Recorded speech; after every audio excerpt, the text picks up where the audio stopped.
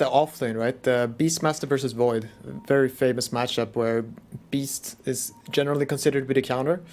And I'm looking at it, and especially with the clockwork, I'm a bit worried for T1 there. Like, this is one of those lanes that can snowball out of control, where Faceless Void, he does okay for like a couple of minutes, and you're like, alright, that's fine. But then all of a sudden, the Beastmaster is taking the tower at 7 minutes with the Helm of the Dominator, and the game spirals out of control. So the T1 have to stop that from happening, maybe through tops and rotations, or just outplaying them in the lane. Is there anything Zephyr can hope to do there by like maybe rotating top lane, planting on the Plague Wards? Or is he going to be a little bit more tethered to this bottom lane, supporting Cuckoo especially during that first nighttime period? Yeah, I mean, potentially he could, but yeah, I feel like he would want more to stick to the bottom lane. But yeah, if he started rotating early, because Cuckoo, yeah, let's see, yeah, it looks like a kill. Yeah, he took the Boulder Smash here, level 1, which means there's really no way out. Nisha trying deny. for the deny. Oh, and he's not going to be able to get it. There's blood there for Thompson. What a start. Yeah. And the second thing is, we've all seen Puppy Ench, right? Oh, yeah. And he usually ends up with quite a bit of farm. And what happens then is that I think T1 are going to have big problems in just killing him, like as a position 5 Ench.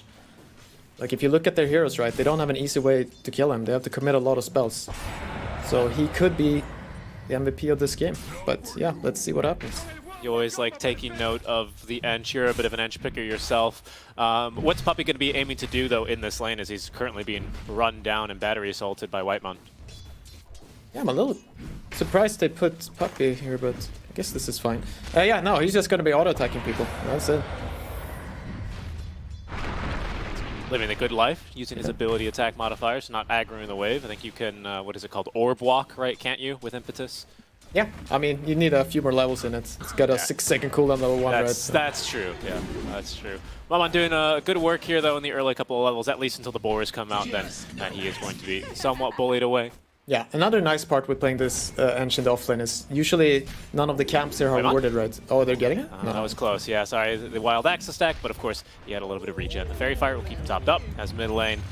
You can see Tanisha and Thompson having a bit of a go at each other.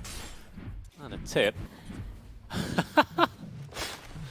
Love seeing them trying to contest some of the more, yeah, especially there with now the Roar active. You can see the base damage in this lane is immense. Yeah. No, so let's see here. Yeah, because what I understand from Tops and Tiny, he usually goes for a very early Ags. Yeah. It's his style of playing this. That's what we've seen so far, and that'll help give some early damage into Chronosphere here for Anna, won't it? Yeah, and that's like their hope of getting easy kills on Puppy, right? It's that you just because you want to be able, because that's how a Puppy plays this Ench. He just baits, and then he lives with the 200 HP, heals up fully, gives vision on everyone, and lets his team clean up. So they have to avoid that. Yeah, that's true. I think like as compared to a bunch of other supports who. You know, I was thinking about this the other day, like kind of our buyback supports, like a Treant Protector who will just like run up high ground and maybe force a couple of reactions, die, buy back, and still have overgrowth. Like you just want to get rid of the Enchantress. She's just going to be annoying, and especially the way Puppy builds her, it's a lot of damage. Yeah, I mean the thing they have going for them is they can press Night Stalker ultimate, right, and then you just ignore it. So that's the other option. But sometimes he's impossible to ignore. He's just right there in your face. Something I'm also eager to look forward to is Cuckoo, eventually, speaking of this Night Stalker, getting that Ag Shard online. The active on Hunter in the Night gives this hero a lot more staying power in these fights, especially seeing as he's usually the first one to kind of just blink head-on into the fights, or just run in and fly, ideally for him. But what's interesting about that is he can, especially during nighttime, you can target that onto Ancients and remove Rezo's creep, as Zayat's is going to die eventually on the tower. Yeah, a little suicide there, full HP, full mana. It tops in. A toss, Nisha, not enough damage though, okay. And Anna is still doing fine top. So like as long as he's farming fine up here, T1 should be happy with that. Wait, what? Because you were mentioning Night Stalker, right? Yeah, like that is a bit funny, right? Because Beastmaster used to be like a huge counter to Night Stalker, but now it's almost the opposite. The same with Lycan. As you said, right? You just eat the Ancient Creep. So I'm wondering if he will go for a different item build. Yeah, Ooh, nice deny. Yeah, gets the deny off there. The Skellies, of course, being summoned, helping out greatly there. But Rezo and Puppey don't have a lot of DOTs. They've got to land their big hits there. Yeah. And like, Ana is doing well in CS, but so is Rezo. And Helm of Dominator is only 900 gold away here. And so that'll be really interesting. There's going to be a period of time where Rezo feels really strong with Helm of the Dom, and then of course Helm of the Overlord again. But at some stage I do expect Kuku to get that online. Zephyr staying alive down bottom, trading nicely versus Crystallis. Yeah, kind of funny there. He clicked this Verifier too late, but it was fine. He lived anyway. It's okay. He's just showing off to Ana. I've got one too. On Crystallis, rather, still holding on to his. Yeah. Oh, but a nice creep brought over to the top lane by Puppey as he's holding on to this Ogre Frost mage, which gives the, of course, ice armor to Rezo. Makes it really difficult and undesirable otherwise for Ana to be trading right clicks. Yeah, you can see here Puppey's trying to give full experience now to Rezo. Want him to hit that level 5 and then level 6. Every level here now. It's going to be very difficult for Elna to play.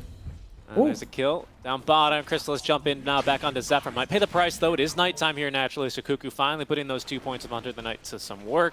But, of course, not enough damage here for the Morphling. Yeah.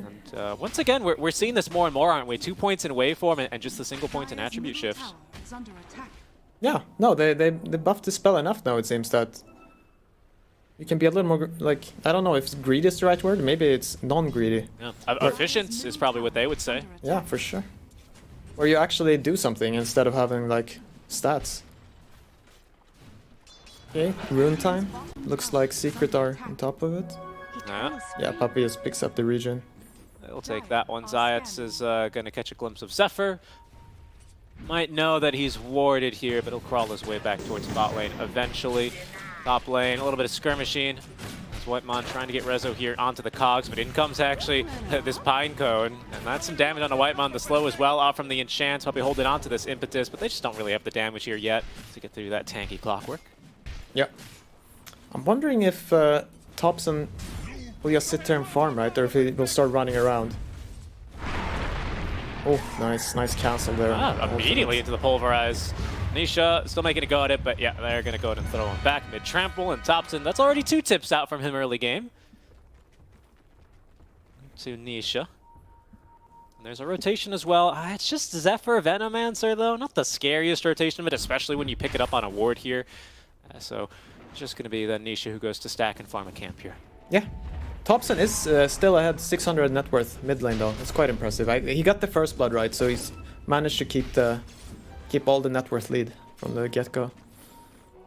Gotta love Puppey as well, being very annoying, very efficient here as well, just constantly stealing these big creeps. Obviously they do the most damage, as that's a very nice, what is this called again, a Hurricane, to bring Whiteman away. He's gonna have to sacrifice the Swallowing Ripper, but it does do some good work here, and Scout Zephyr rotating top. Right. That being said, Thompson's here as well, and that's gonna be a kill onto Puppey. I really like this by T1. It's as you said too, like even Zephyr is coming up here, because they don't want to let this Beastmaster have a free game, just killing the Void, killing the tower. So both Thompson and Zephyr are like, they're looking. Yeah, and it's a real possibility. You can see Rezo here, he's got him trailing the Dark Troll Summoner, summons the 3 Skellies. A little bit nerfed, of course, of the previous OP iteration, but still very, very good. The perfect pushing creep. Yeah. Okay, going in there. Yeah, bit of a skirmish on Tanisha. They will go. Thompson, does he have enough damage? There's the Venomous Gale applied, but with the pick pole, it's going to be Nisha at least getting back safely here. He might tick down to this Gale now. He's very tanky, this man. Primal Beast. Wow, what a strength gain. Oh, yeah. No, yeah, you're the one who... Okay. Kuku in trouble. Zayats is going to make the roll onto him. Kuku, a little bit of regen, the stick charge, the Fairy Fire, everything coming in clutch there to keep him alive. Double Bracer build on these tanky offlaners always makes you feel just that bit more unkillable. Yeah, and it was like, he had a Fairy Fire too, right? Or was it just a stick? Yeah, Fairy Fire and a stick. As Zephyr is going to have to suffer through the first full Pulverize. Down goes Nisha.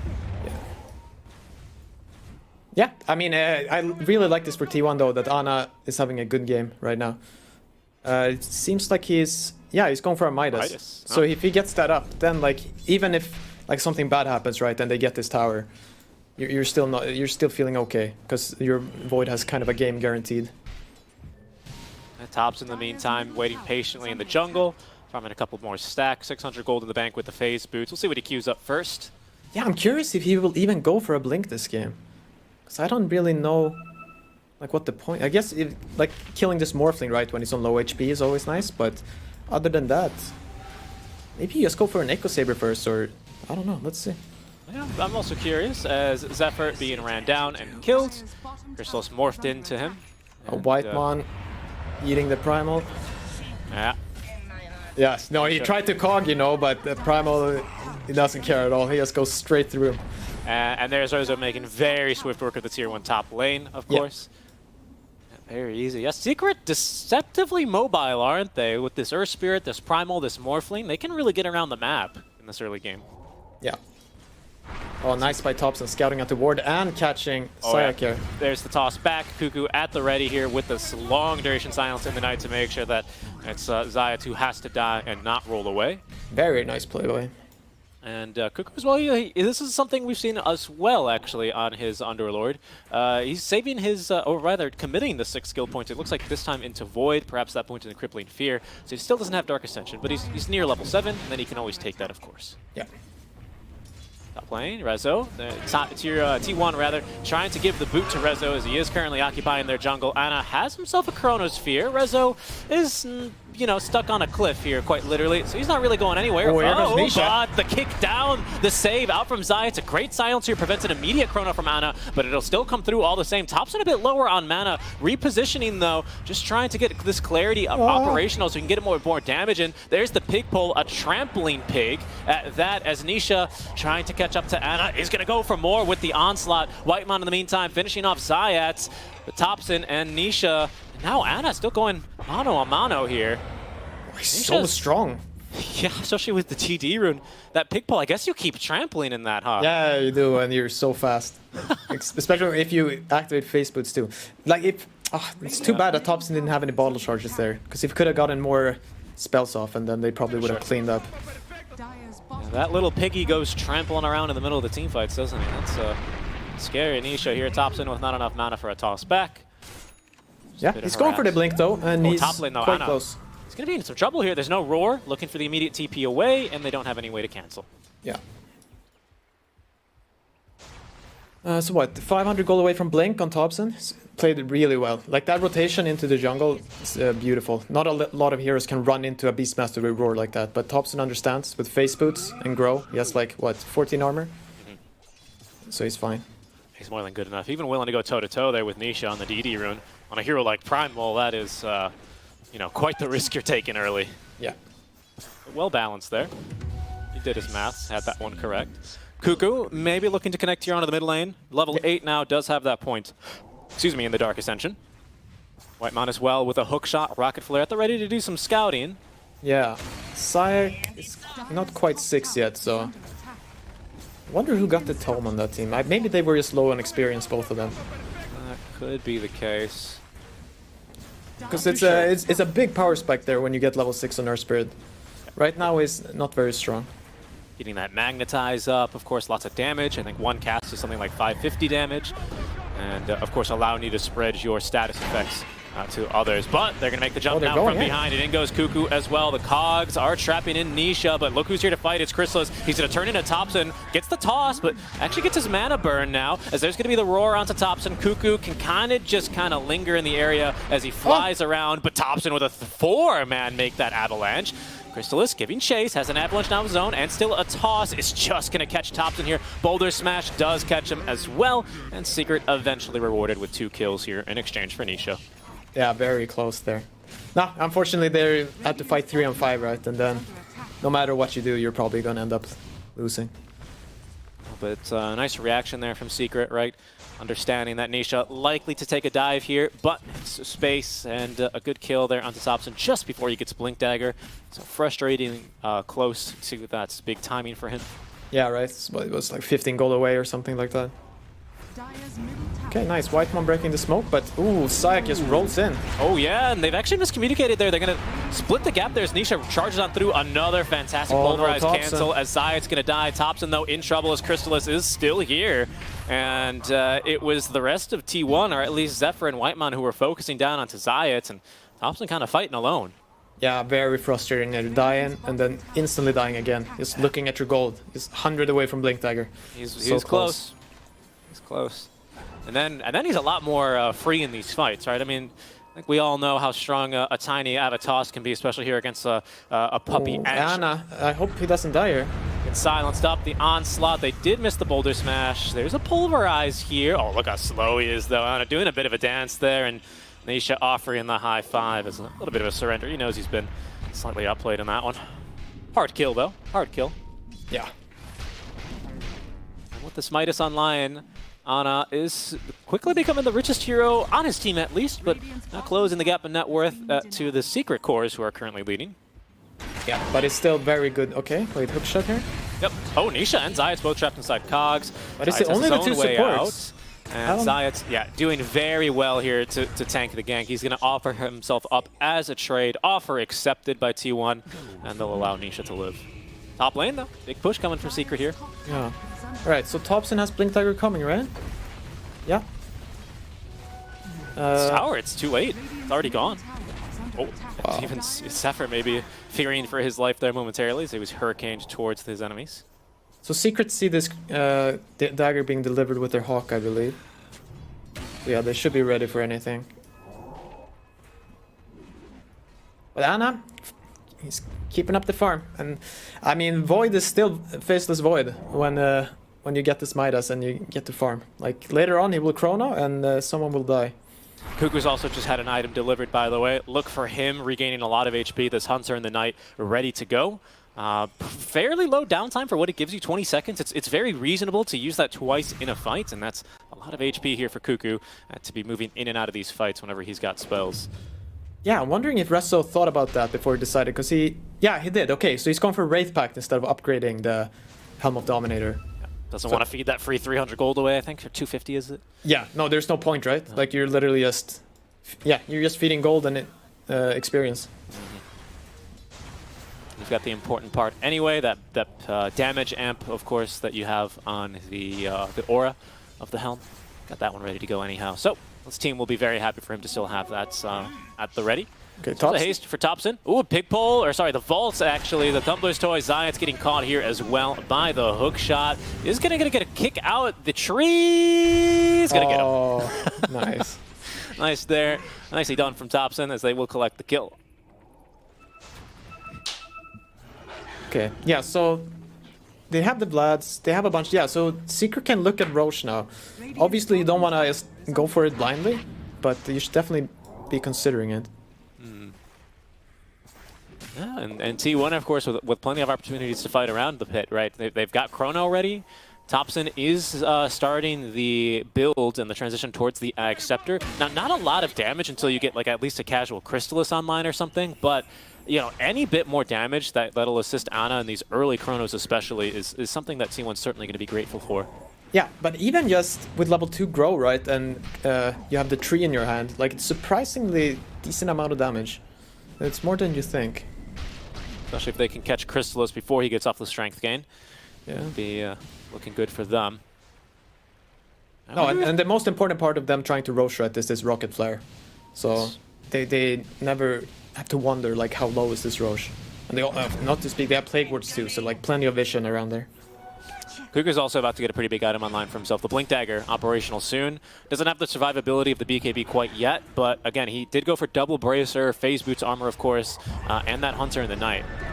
As Nisha going for the onslaught in. They want this kill on the Zayats, but Anna he's going to catch two cores at that. Nisha as well as Rezo, but there's no one really nearby. Now in goes Thompson. They'll have a blink onto Nisha. They're going to cut through Rezo, and they'll get through Nisha just as easily. Kuku as well with his blink dagger, or not blinking in, just simply getting on top of Puppey. DD room, but Puppey's so tanky here. Very hard to deal with, especially now he's gone for a Hooded Defiance on the edge. Over back towards Zayats, however, he's going to be focused down and caught. Of course, Kuku with all the nice night vision right now with Dark Ascension active.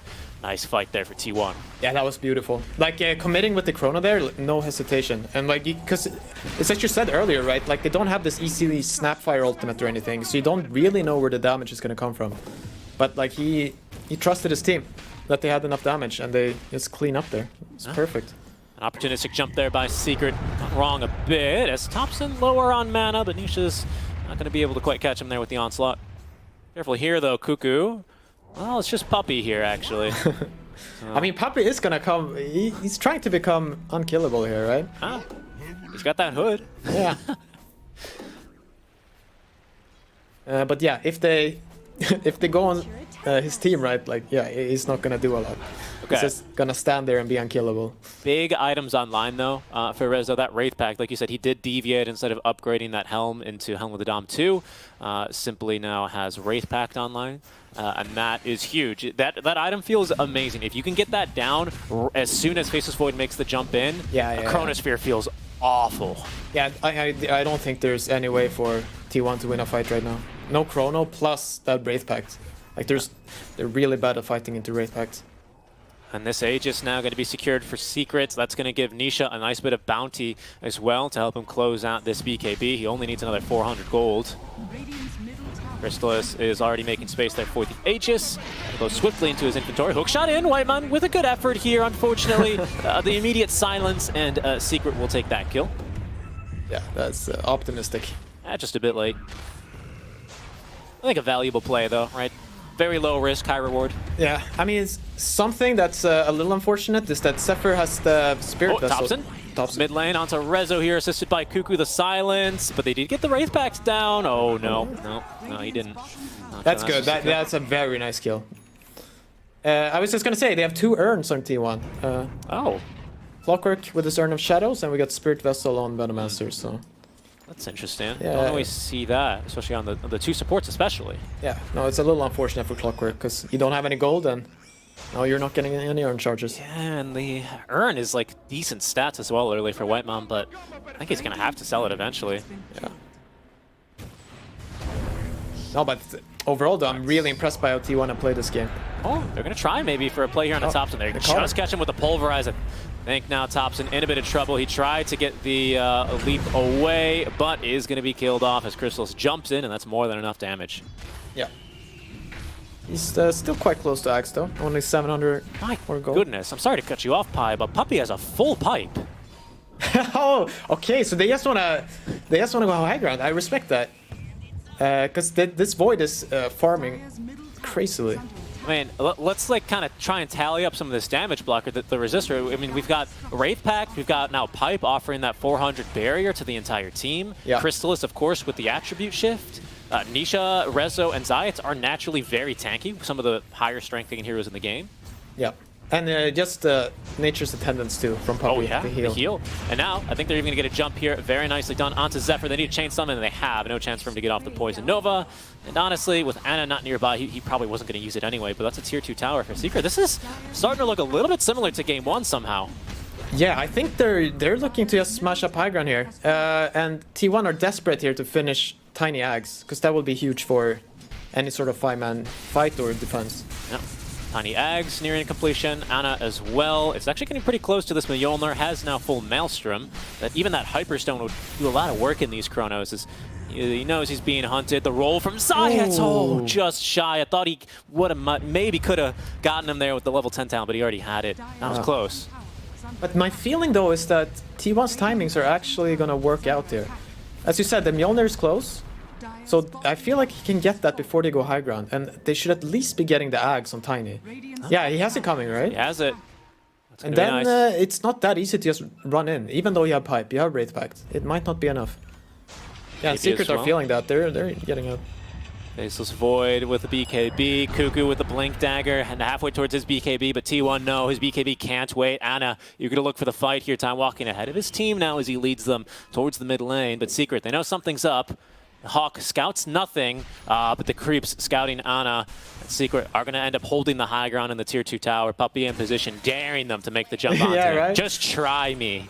And he has that little 4-step creep, the Hurricane. So, no, when all you see is a little Ench, like, about to walk up a ramp, like, that's not the hero you want to go on. That's bait. I mean, come on now.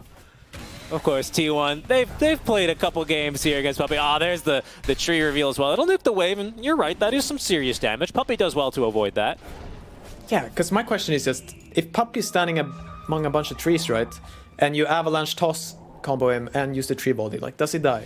Like, I'm pretty sure Thompson wants to see, but that's not where you try it out right there. Yeah, no, Puppey's it's a fan of science, but it's not going to let you perform the experiments on him that easily. That's too dangerous. And look at this. Now, Puppey, he's a fan of the fluffy hats. He's got 2 of them now. Magic Wand for some more stats. He's actually holding on to the Pupil's Gift, and of course, as an inti-hero, that'll give him some agi and strength. He's tanky. 1500 HP? That's not bad. No, yeah, he was definitely thinking about the same thing. Like, can I live through this tiny combo? And he's just making sure. Okay, I thought he bought another one, but it's 3 sentries on his courier now. I thought he bought another fluffy hat. Maybe one too many. Maybe he's playing on the winter map, though.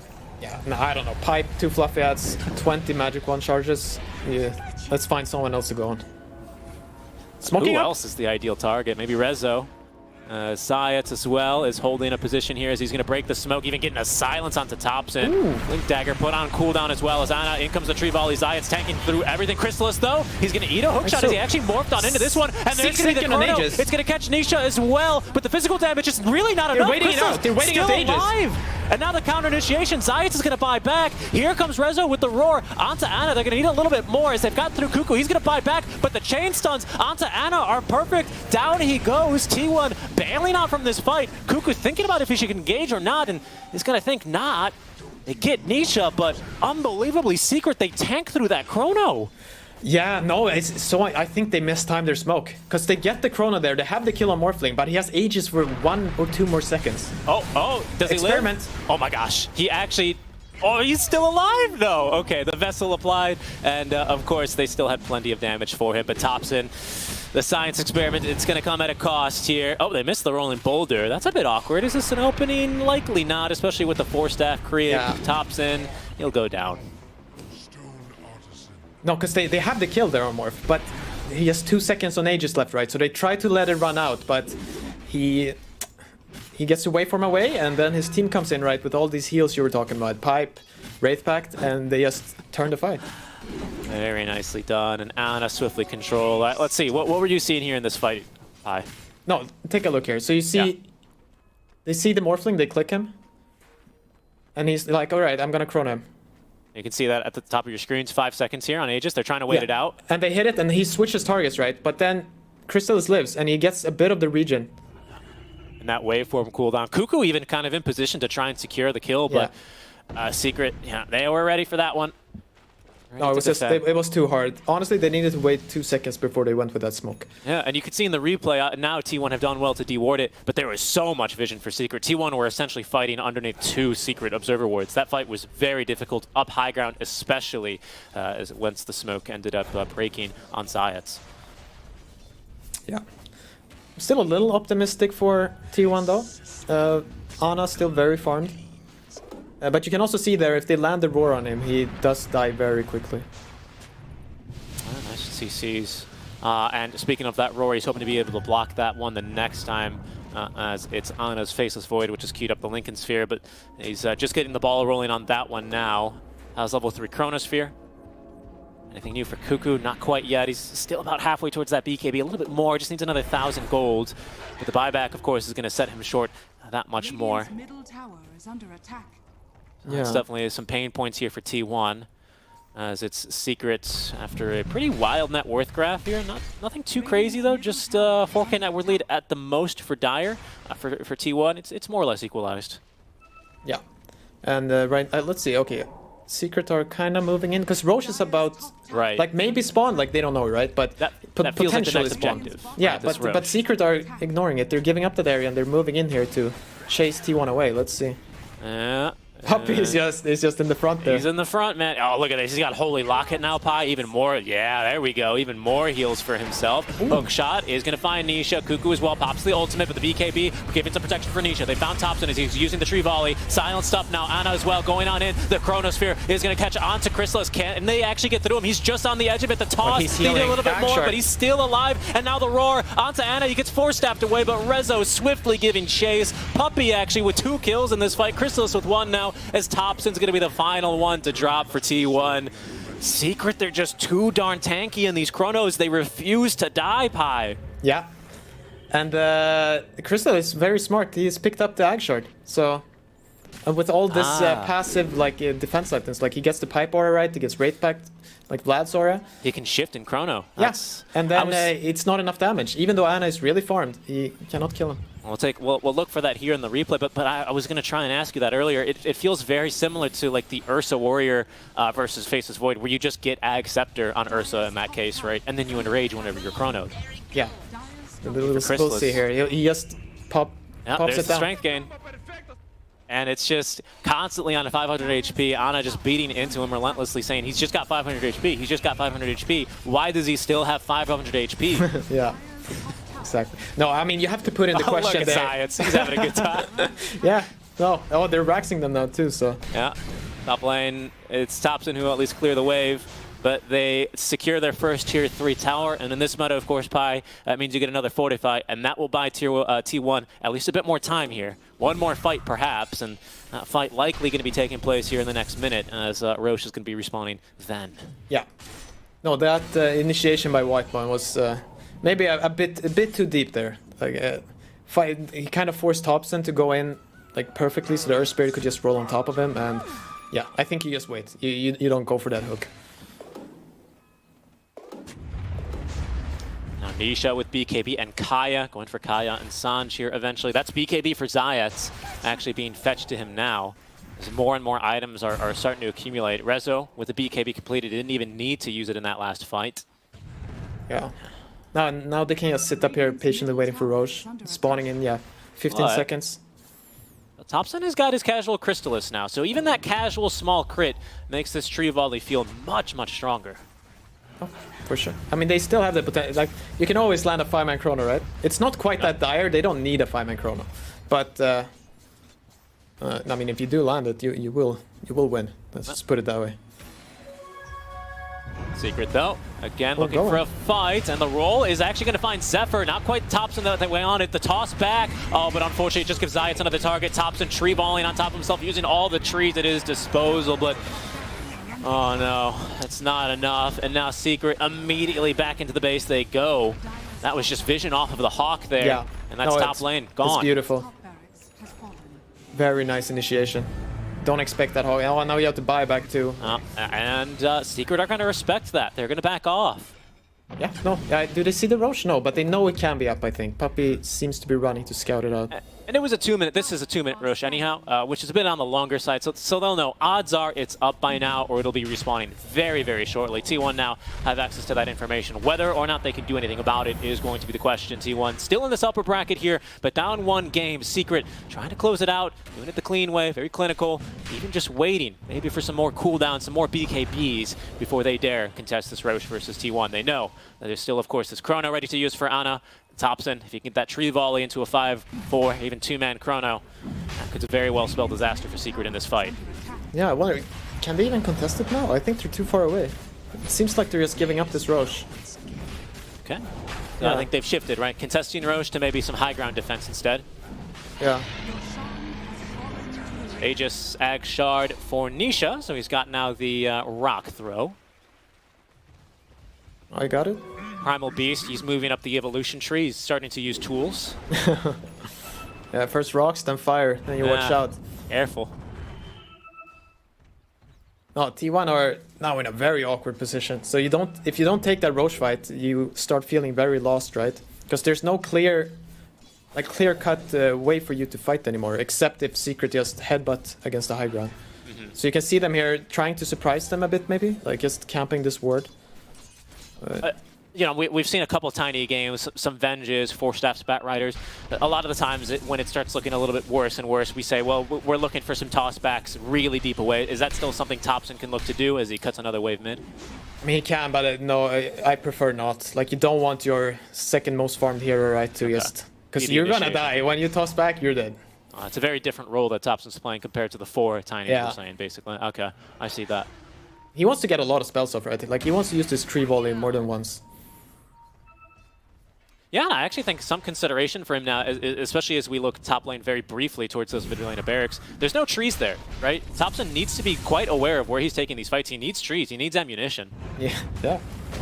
Ooh, Syke! He's going to be caught. He's got BKB. He has teleport. He's going to turn, actually. He's got Chrono. Wants to fight into this one. He'll take a kill onto Zayats. And he's going for one more? Maybe if he gets perma-bashed here onto Nisha. No, not quite. And Zayats is going to buy back, but the rest of Secret now looking to close the gap. Nisha! Oh, the Lincolns. The Lincolns saved him. Very nice. No Chrono now, and he buys back, right? So they just want to rush it up to the high ground. And there's Aegis, and now even Crystal's here in the triangle. He finds a man, Whitemon, hoping maybe for a hook shot out, but no chance. Yeah. Too much damage there. Well, Secret are very fast here with what they want to do. 2 minutes now without Chrono, so let's see. 2 minutes. Ana trapped in the base now. T1 in a bit of a difficult position. And the thing is, again, because Secret know that Topson needs trees nearby to go for the volley, look, they're already pinging. I think they know he's got to be standing over there. That's the only place he can reasonably stand and have enough trees. There he goes. He's going to miss on those trees now. And Zayats, he tried to predict where he was at. Unfortunately, he's off the mark. Topson's going to blink away safely. No counter engage here. The toll booth as well being erected by Zephyr, immediately cleared by Crystallis, not dealing with those Plague Wards. Puppey on the high ground, by the way, as Topson with another blink back. Crystallis waveforms on in. Cuckoo pops to the BKB. Secret just disengaging though. Puppey, look at it. Look at this guy. He's in deep. He's playing like he's got Aegis. He's so tanky. Look at the heals as well on the Crystallis. Shifting a bit more now into the Agi for the effective heals as Puppey pops the Hooded Defiance. Ana going in, but of course without Chrono. He's a bit weaker, but the Rock Throw's going to catch him into the Pulverize. They've broken the Lincolns, and they've broken Ana. Down he goes. Zephyr immediately is dead next. Crystallis is going to get a second. He's going to buy back, though, at least on the Venomancer, but Cuckoo has no BKB. He's got to be very careful here. Crystallis as well has morphed into the Faceless Void before claiming his life. As Topson finding whatever trees he has left. Crystallis thought he was actually going to time walk that off, but maybe on cooldown and instead focuses onto the barracks. Yeah, no buyback, right? No. No. I wonder if Secret will just... Puppey's very low on resources though, but... Yeah, maybe they just back off here. Just play it safe. Quite a bit at stake here, right? If Secret find a win, they're into the upper bracket finals, and because we have 2 teams qualifying through the last chance qualifiers, that effectively gives them what, at least 4 games to get in, well, 2 matches and, and an entire. I like the really good math, like 50-50. Yeah, exactly. Yeah. They like those odds. I like those numbers. Yeah. T1. Oh, they just want to go here.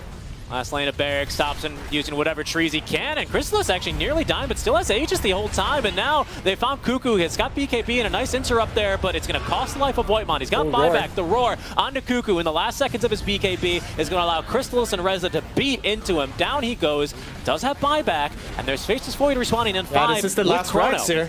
They have to figure something out. Topson, he doesn't have very many trees though. He's just standing near the almost tree. The only one in the base. He needs more ammunition. He needs to go in, looking for a tossback. He'll have to settle for Puppey, as in goes Ana, but Puppey with untouchable, he doesn't even care.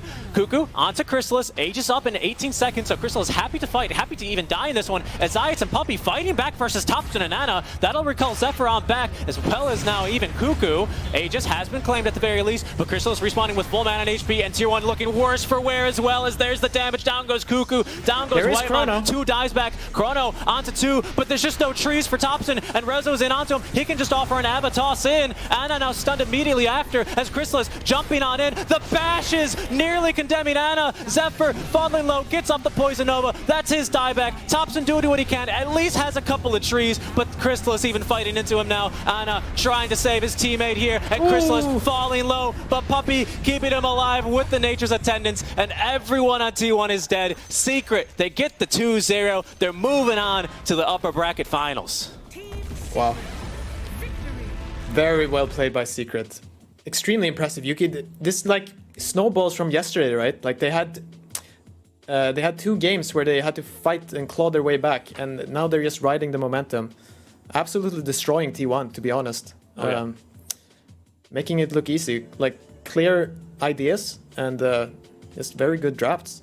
And very play. good drafts, and you can see lots of relief there for Secret as now they know they have 2 chances. Of course, T1 not out of it yet, but a little bit less in that comfortable zone now as, well, they're going to be playing later today for 1, but also are going to be fighting for that 1 remaining slots available to them through that lower bracket finals. Yeah. Let's see. I think Secret would be quite happy with that, but you can see it's a reserved amount of elation, right? It was a clean series for them. They're certainly going to be happy to get those 2 chances now for last chance qualifiers, but as of course we've changed appearances, there we are a little bit. They certainly, yes, they stole Morph and they morphed into us there. Thank you, casters. And I mean, off of that Crystallis Morph as well. I mean, who wouldn't want to be trying out some Morphling as well in their pubs? But Secret are going to be the ones moving on. Well played to them. They're looking like a series contender. I think a lot of people might have had them as favorites and selected even the compendium. It's a shame that T1 have to meet such a strong opponent here in their side of the bracket, but they're not. They're down, but not out. No, for sure. And it's not. They weren't completely outclassed, and they can look at their game 1 and completely blame the draft, right? And game 2, yeah, there are some things to go over, but overall, Secret clearly the stronger team. Absolutely, as they'll claim 2-0 victory over T1. Puppy on one last ride, perhaps trying to get still to every single TI. Needs to win 1 more match now, the way things are looking for him. But to break that series down a bit more, we're going to go ahead and throw it on over to Nat T and the panel to break it down. What a phenomenal series casted by 2 amazing people. Thank you so much, Seek and Pi. But it's right, the dream for Puppy continues as he still has a chance to be able to make it to every single TI. Secret are 1 best of 3 away from booking that ticket to TI, and they're looking in great shape. I mean, they're able to take this series 2-0 against T1, and for you, there was this early part of the game that didn't look too bad for T1 up until maybe the 18-20 minute mark, and then it kind of felt like the Secret show from there. But looking at that early game, Fear, how did it play out in your eyes? Was it the matchups you were expecting? Yeah, I spotlight the mid matchup. It was the Tiny versus the Primal Beast, 2 heroes that Topson plays extremely well.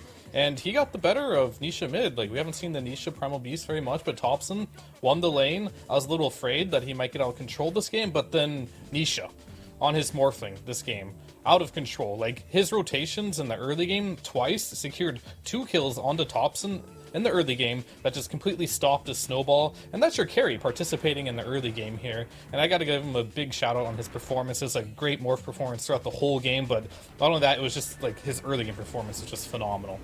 And for you, Kez, as well, there was a little bit in that earlier to mid part of the game that was kind of surprising. Yeah, like, so what happened in the fights is T1 are actually doing very well. Like, now they're fighting with the Night Stalker ult, and then we had a really good chrono here by Ana as well. As Fear was mentioning also earlier in the game, huge props to Crystallis. Some of his rotations were really on point, like when he TPs mid to turn into the Tiny and get some combos off. But for me, it's more, so here Secret claim Roche, for me it's more about the Aegis fight and the one after that. I think if T1 want to win these type of games and, you know, like get to go further in this qualifier, those are the type of team fights that you need to be able to win. It's like where the Aegis is on very low timing. If they execute it a bit better, they can win. And there was a similar story in the follow-up fight as well, where they didn't use all their spells like on the same target and precise, because the way this Morph versus Void matchup goes is that you don't have a lot of room for mistakes. And I think especially in this game, if the Void doesn't have a lot of buffs or amplifications, once you mess up once or twice, the game will just go out of control. Yeah, that was a pretty unfortunate Aegis fight. I mean, Ana using Chrono on Faceless Void to almost get Crystallis down, and they were just 2 seconds, literally 2 seconds too early with it, and we could have been seeing a very different result. In fact, we might have even been going to a Game 3, but Secret were able to close it out. There was that time where, during this game, around the 20-minute mark, T-Panda, where it felt like Secret had control of a lot of the map, but T1 was still able to farm. What sort of movements or map control were T1 putting down to be able to enable Arna to farm that way? I think a lot of that does come through when we discussed about the snowballing mid matchups, about how much of an advantage is Thompson able to make with this Tiny. His itemization build as well, which is very intriguing in a sense that he went straight for the Axe Daedalus build. And these are kind of the items for this Tiny that enable his team to deal a lot of damage quickly. We've talked about Morph, he's very weak against burst damage, and that it's just kind of a mix of things that T1 did correctly to take away map control, to establish dominance against Secret. But Secret, they would still find some really good openings. And I think one key thing that comes into this game, which we haven't actually discussed at all on this panel, is communication. Because we don't really know what's going on in the comms for both of these teams. But decision-making, the fight that they take on the dire side of the map where they're trying to take Aegis, but like Kezu said, they're focusing individual spells on different targets. What's going on in the comms at that moment, and who is leading and who is giving information to the team in these very crucial moments where you gotta make quick split decisions with the team. Yeah, that's a very valid point to bring up the T-Pen. And in your eyes, Fia, is there something that Secret are lacking, not just when it comes to being able to draft the way that they do and execute the game they do, but overall in how they play as a team, communication in and outside of the game? It's hard to know exactly what the communication like is in game, but for this game specifically, I'm pretty sure Puppy captained most of this. He put his Enchantress, he got really farmed, he got the pipe, built up some fluffy hats. He's just sat in the front line, and here's how the fights are going to go. If they go on me, we're going to turn, because I am incredibly tanky, and I'm sure that's what he's communicating. I don't know who made the communication, but in the bot lane, Zayat's got chronoed by Ana, uses BKB everything. They saw the Aegis on Crystallis' Morph. He bought back immediately on Zayat's, and they went to go push. Like, these type of calls are like very smart, very game winning. I wouldn't be surprised if Puppy's the one doing them, but you really just can't know unless we get like recorded.